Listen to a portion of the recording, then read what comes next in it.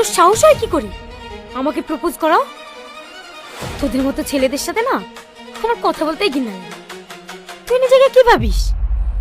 তোদের মতো ছেলেরা না কলেজে আসে শুধুমাত্র মেয়েদের পিছনে লাগার জন্য।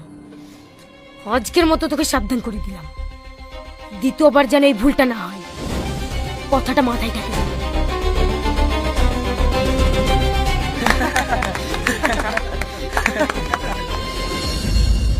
কিরে বড় বড় ডায়লগ মারছিলি যে? বেরি গেস? হ্যাঁ বেরি গেস। ফুসকাল এসে লাইন করতে। এই চ।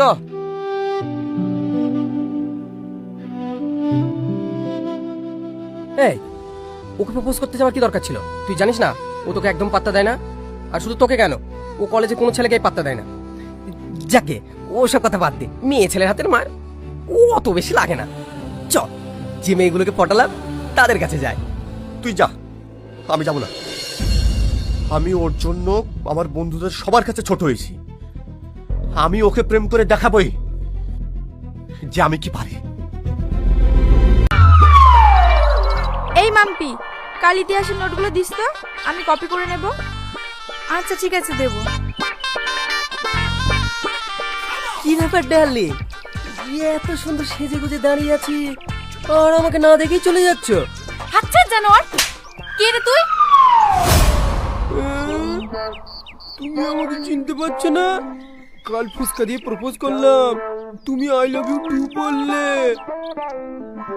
ও, কাল ফুসকা ছিল বলে আই লাভ ইউ টু বলেছিল, আজ আবার ফুসকা নিয়ে এসো, আই লাভ ইউ টু বলবো।